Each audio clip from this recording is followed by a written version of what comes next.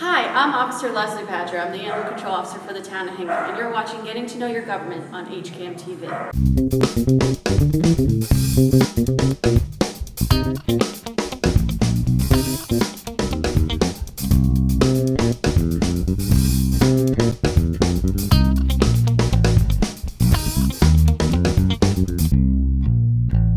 I've been the Animal Control Officer here in Hingham for almost 5 years now.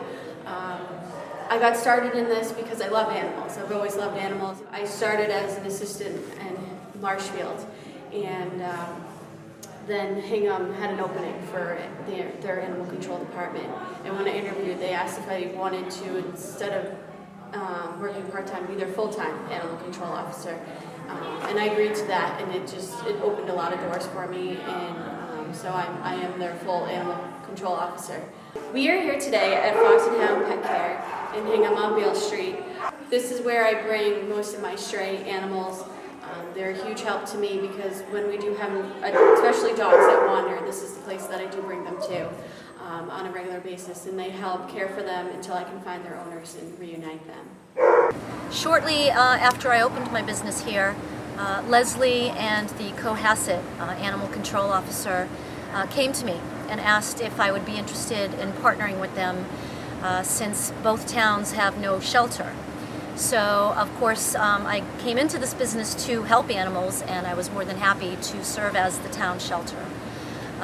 Leslie has since started working for Hull, and so now I take stray dogs or loose dogs from Weymouth when she's substituting for the Weymouth ACO, Cohasset, and Hull, and Hingham, of course. She just started doing Hull, but we've been working together for, I'd say, probably 2 years now. Also during storms, if we're going to have a hurricane watch or tornado watch, which we have had a few times, we'll serve as the town's shelter for animals. We're open to the public at that point, so if they need to evacuate from their homes, they're more than welcome to bring their dogs here. We'd probably not be the best place for cats, but we will take other animals if there's no other location for them to go. We'll find a spot in here for them. So this is my buddy Tank. He has stayed with me this past summer. I fostered him for over 2 months. And how I got involved with Tank was he was actually an owner surrender to one of the rescue groups that I work with, Big Fluffy Dog. And they gave me a call and let me know that in one of the towns local to Hingham, there was a dog that may have been neglected, and they weren't sure, and they asked if I could go over and check it out. And on my time off, I went over and checked it out, and sure enough, he was in horrible, horrible condition, living in a backyard. And I let the owners know that this was definitely deplorable, and that he needed a better life. And they agreed, and they handed him over to me. He's 3 years old. He's really well behaved. He's such a good boy. He does have a new amazing home with a great, great family. I'm so excited about. They're actually good friends of mine, and he comes here to Fox and Hound. And I think when I got him, he's actually a Great Pyrenees. And if you don't know what a Great Pyrenees is, they're, as you can see, a big, fluffy dog. But his fur is even more when he's fully grown out. It's big and puffy. And unfortunately, his fur was so badly matted from head to toe that he had to be shaved from head to toe. The mats were so bad you didn't even know where his tail was, because it was matted from his back to the side of his leg. His back legs were all matted together, and he was just miserable. He was positive for Lyme, and he had a few other issues going on. So I made it my mission to keep him. I have 2 small dogs at home, and now a third one. But I made it my mission before this third one came that I was going to take care of him and get him on the road to recovery. And now he's doing great, and I get to see him all the time, and I'm happy for him because he is such a good dog.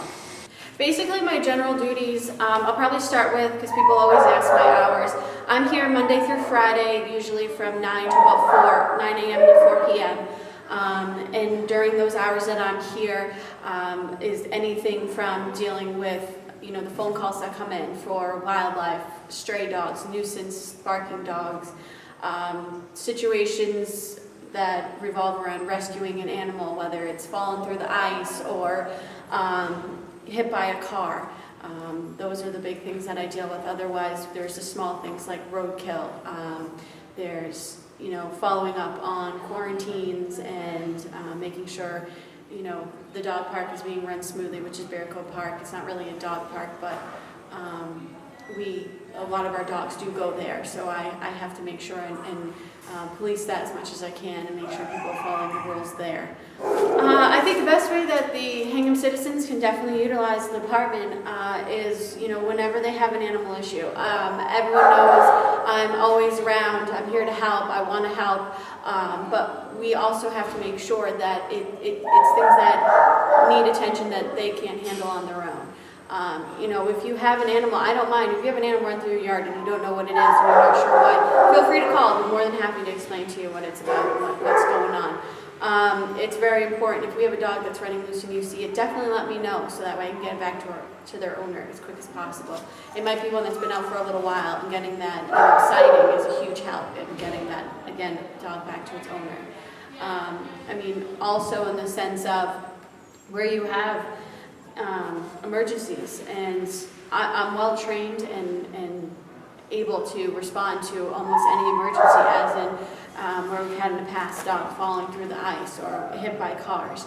So I can help. We've also had dogs that have choked on tennis balls, and I'm certified for that. I've got the first aid, the CPR, and responding to a few different things. So I think it's very important for the citizens to know that I'm here and I do want to help versus, just animal control and I pick up dead roadkill on the side of the road. Well, welcome to the New England Wildlife Center. We're two things here. We are the only full-service teaching hospital in the entire Northeast that treats only wildlife. We're not interested in your dogs or cats. This is where you take that bird with a broken wing that you find out in your backyard, or maybe that turtle with a broken shell that was trying to make it across the street. You bring us that bird, we fix its wing, set it free. You bring us that turtle, we fix its shell and set it free.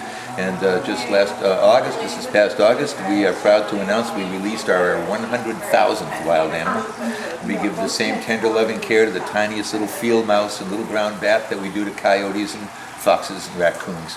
People like yourselves bring us animals that are sick, injured, or orphaned, as well as the SPCA, the Animal Rescue League, and animal control officers from throughout the state, mostly South Shore, but we get folks from Boston and some North Shore animals as well. One of our favorite ACOs, of course, is Leslie, and she comes to us from Hingham, and she's always very pleasant. We're always glad to see her coming. Some folks are kind of grouchy, but Leslie isn't. She's really good to work with. She's brought us many animals over the years. We have one animal in-house now, if you'd like to see it, that Leslie brought in. Come with me to the med ward. We have very few animals in there because things in the wild are kind of settling down right now, not a lot of activity.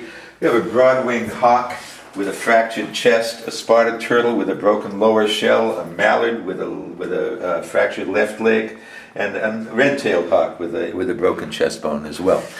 And one of those hawks, either the broadtail or the red-tail or the broad-winged, was brought to us by Leslie, and I'm not sure which one it was. So why don't we introduce you to Marco, our vet tech, and he'll probably even be able to show us that hawk.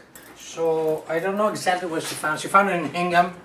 Somebody called there, and that he was on the side of the road, and we call her she because we assume she's a female because it's really big. And so they did x-ray yesterday. It didn't show any breaks, and so she's eating great, and I guess we'll see how she's gonna do eventually. We didn't fly test her yet, probably next week. We usually keep her a week, and in the meantime it's treated with deworming because they have parasites all the time, and antibiotic. And she was on fluids, but she's eating so great now, so we stopped to give the fluid because she's self-feeding very good. Dealing with wild animals, you can contract any number of zoonotic diseases. zoonotic diseases, any disease that That's is what it is. transferable between humans and at least one species of animal. Obviously we have rabies. That's the one you think of first. When it comes to raccoons, there's also a little thing called Balis ascaris procyanus, more commonly known as raccoon roundworm. And ACOs like Leslie always take a risk when dealing with wildlife, because she could contract any number of these diseases. She has to be very careful. She was carefully trained to avoid that sort of thing. Of course, she had to get her rabies shots before she could become an ACO. So it's quite a way to make a living. So rabies can be spread only by saliva or blood, what do you call it, body fluid? Mm-hmm. And so if an animal or a person gets exposed to wildlife, can be like raccoon, bats, skunks, coyotes, so is required to be, if the animal it needs to be euthanized, to be, if the animal run away, you can't do anything. But if you are able to catch the animal, it needs to be tested and to see, to protect people and pets for potential to have rabies. And the only way to test them is they have to do a test on the brain. So the animal, after euthanized, we have to send to the state lab the head of the animal. They do like the test on the brain. So the only way to test the rabies. So. Falco is our red-tailed hawk in residence, and he's a magnificent bird. He's a little over 2 years old. Marco named him, Falco means hawk in Italian, and he's a red-tailed hawk. The red-tailed hawk is the largest hawk. If our eyes were as good as his eyes, we could look out the window of an airplane and see something as small as a rabbit down below. He can look up from the top of a tree and look down at the forest floor and see a leaf moving, and he will know that there's a mouse underneath that leaf, and he'll dive down and grab that little mouse and bring him up to his tree and have lunch.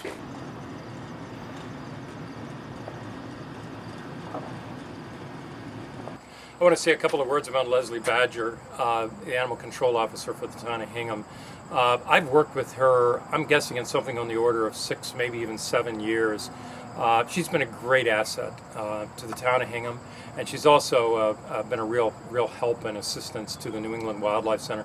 A lot of towns in the state of Massachusetts, I think there's 52 total towns that have animal control officers.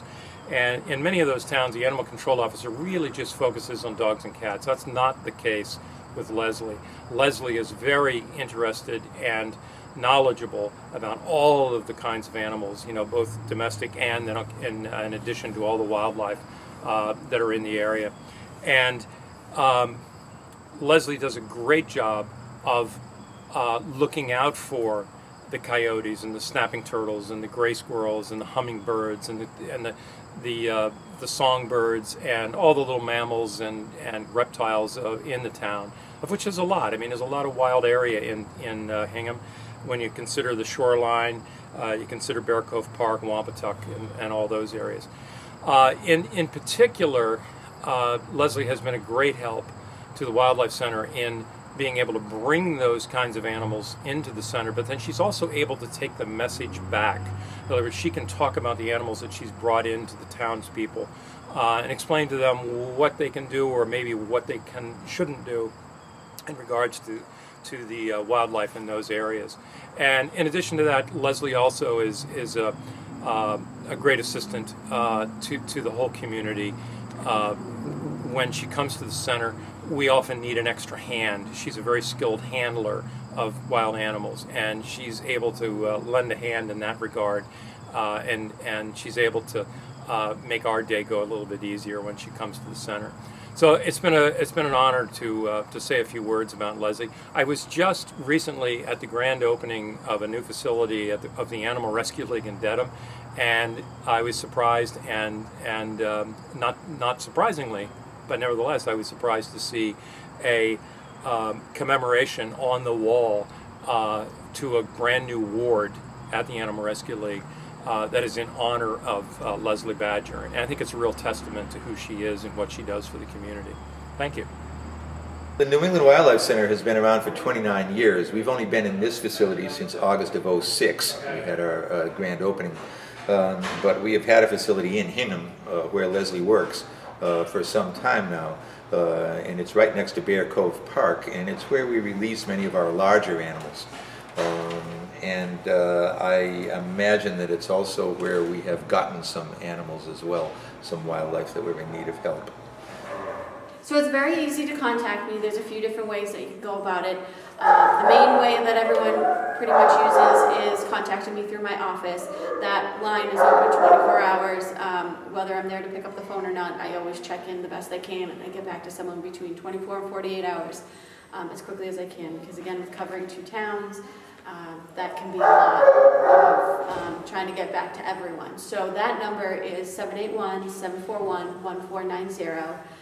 Again, that's the office number. If you have an emergency that needs immediate attention, the best number, obviously, if it's a dire emergency, is 911. That goes straight to the police department.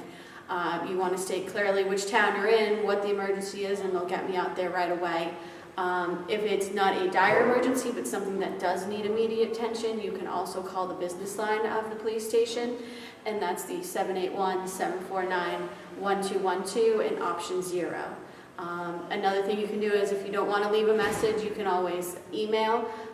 If you go onto our website at the town of Hingham, you'll be able to find me at my website. It's still a work in progress, but it has all the basic information up there, and you can definitely email. You can email, and I can get back to you too right away. And that's another form of communication that we do have now. Like any town, in the town of Hingham, there are rules and regulations that go along with animal control and that the residents are expected to follow. We have, the simple ones that people always are questioning about dogs being leashed or unleashed, what's allowed. Dogs can be unleashed in the town of Hingham if they are under voice control. And people question what this voice control means. Voice control means that the dog has to be within 3 to 5 feet of you at all time. And that's pretty close. It's not, wandering way off. So the dog's got to be pretty close to you. The other big thing with voice control is the dog has to, when you say, and it's not screaming on your loudest voice possible, it's you saying in a normal talking voice, come here, sit. And the dog comes to you and sits. And you can put a leash on the dog and hold it at bay if there's a situation that arises. But having a dog run, 30 feet ahead of you and screaming on the top of your lungs to get a dog is not acceptable in the town of Hingham as voice control. Otherwise, if your dog can't follow that, it has to be leashed. And if I go out and I see a situation like that arising, then it will create a situation where the person has to be fined. Or more, depending on the situation. Also, it's very important in all towns, especially Hingham, that a dog needs to be vaccinated. Spay and neuter is optional. I promote it. Every animal should be spayed or neutered. But to get a dog license, it is optional. You don't have to have it spayed or neutered. However, again, I prefer it to be spayed or neutered. If you're looking for a dog license, all you have to do is bring an updated rabies certificate to the town clerk's office, and the girls there will be more than happy to issue a dog license. It also entails a small deposit.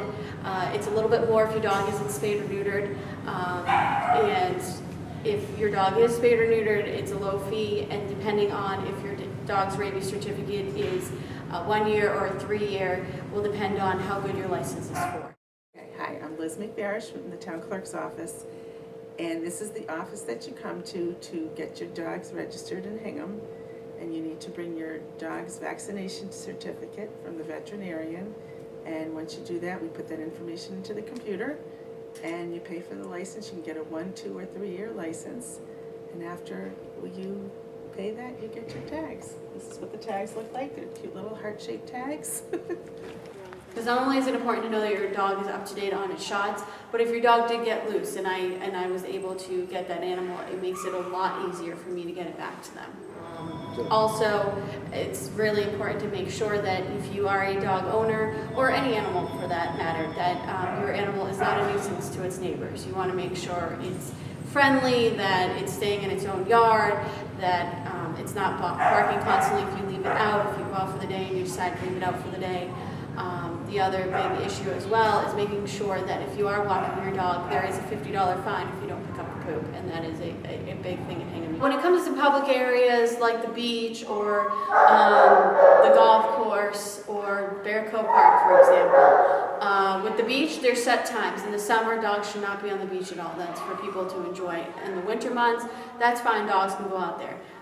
The same with the country club. That is more of, it's country club, it's for golfing. It's not for dogs. I know they have a dog over there, I believe it's still there, that chases the geese away. Occasionally they'll let one or two other dogs go out and do the same thing, but it's not really a place to take your dogs. The place is where people tend to bring their dogs is Bear Cove Park. And that's a big issue in town because everyone wants to bring their dogs there, which is fine, but they have to understand that there are rules and regulations that need to be followed when they're in there, because so many people with their dogs go in there, and it's not just for the dogs. It's for anyone that wants to use it for bike riding, having a picnic, you know, going for a walk. They don't want to be trampled. So it's important that people understand if they decide to bring their dog there and take it for a walk, that they've got to have a leash with them. The dog's got to have their tags on. You got to have poop bags. If you don't have any of that stuff, then you know, you're going to have an issue with me in the sense that, you know, I'm going to have to write you up a fine. And they each start at $50 and go up from there if you are missing any of those items when you go into Bear Cove Park. Because that is, again, the most popular spot to bring your dogs here in Hingham. Some people go to Wampatuck, that is a state park. Same with Stoddard's Neck, it is a state park. And they run that and have their own rules and regulations. Same with Turkey Hill, and but again, Bear Cove especially, or the beach, you really need to be respectful of the rules and regulations. Otherwise, unfortunately, you will be fined. I'm Steve Gammon, and I'm the supervisor of Wampatuck State Park. The larger wildlife that you find in Wampatuck State Park are deer, coyote, red fox, gray fox, raccoons, and skunks, woodchucks, things like that. There's no deer hunting anywhere in Wampatuck State Park at this point. We have quite a large deer population, however. There is other hunting of upland game birds, rabbit. There is coyote hunting, and there is raccoon hunting by special permit. Usually if we find an animal and an animal's injured, we call the Division of Law Enforcement officer, and they'll usually take care of the animal. This is a huge wildlife town, and I urge people before they decide to move here to actually really research it, because we do have a lot of parks. We've got Wampatuck State Park, we've got Bear Cove, we've got the town forest, and all of those combined equal a lot of wildlife. We do have situations where we've got a lot of coyotes, foxes, fisher cats, turkeys, and they're free to roam. As long as they're not causing any problems and they're not sick and a nuisance, they're free to stay and to live where they like to live.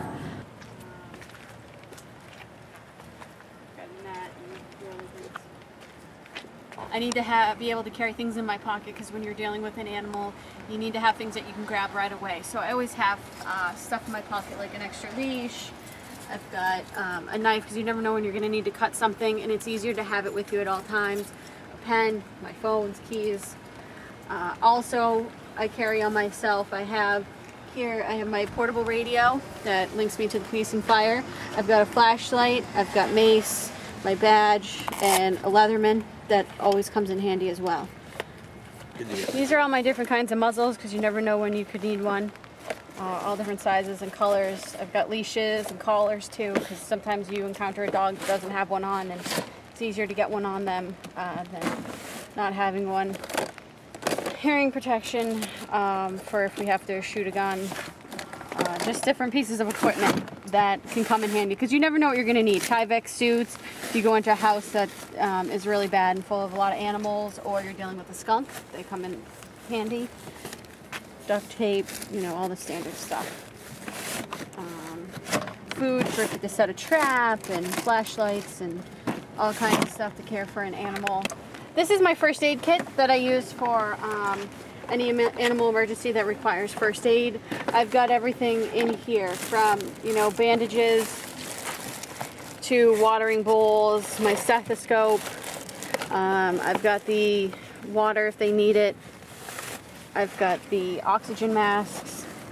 But this is an oxygen mask for larger size animals. If an emergency, if they're not breathing or if they're in a fire situation, this comes in really handy. We can hook it up to the oxygen tank and give animals fresh oxygen. So I've got the size from the really big all the way down to the very little for cats and small dogs.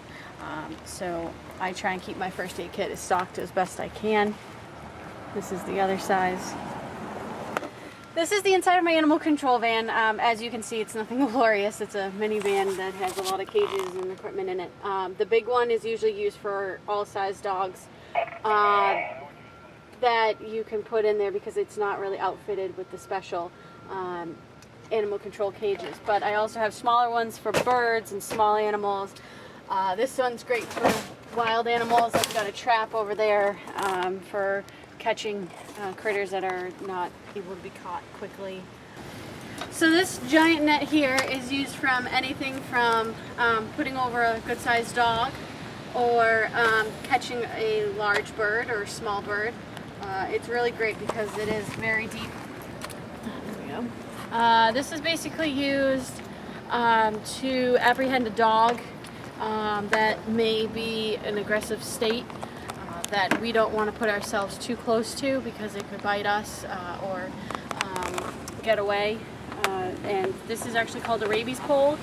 And not only do we use it for dogs, but we can also use it for wild animals that we don't want to touch either.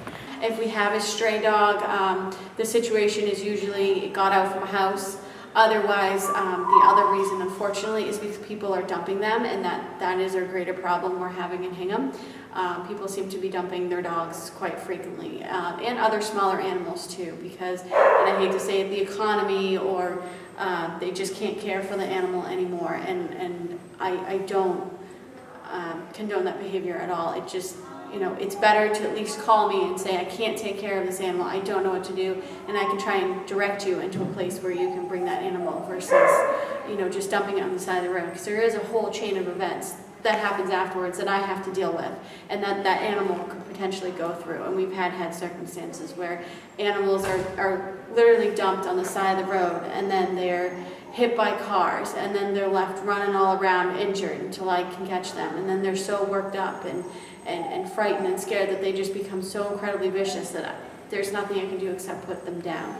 So it's really important to get it out to people that if you just can't care for your animal anymore, instead of just leaving it on the side of the road, to call me, call another animal control officer, call a shelter and ask what options you have, because they're out there and we want to help. It's better than to just leave them on the side of the road. I think my favorite part of the job, and I know most people will say to me, oh, you must love the puppies and kittens. It's not really puppies and kittens. My favorite part is I don't know what's going to happen day to day. I don't know what's going to happen hour to hour. It's just, you don't know, and I actually enjoy that because you always have to think on your feet and you always have to, be ready for what could happen, and that I enjoy. I don't always enjoy when it's a bad situation of someone neglecting or abusing their animal, but I do enjoy the fast pace, always changing, and that thinking on your feet and being able to respond and help out. So that is actually, besides getting to see all the different animals that I come in contact with. The other thing, as I always tell people, is I don't mind getting phone calls. If you see something and you need to let me know, that's a huge way of helping out, is letting me know, because I can't be everywhere at once. And having someone calling in saying, I'm concerned that dog might be being abused or neglected, gives me, it gives me a step up to be able to respond there and give that animal the help it needs and check it out. And it may end up being nothing, or it may be something big. So those are the ways I could use the help from the citizens of Hingham.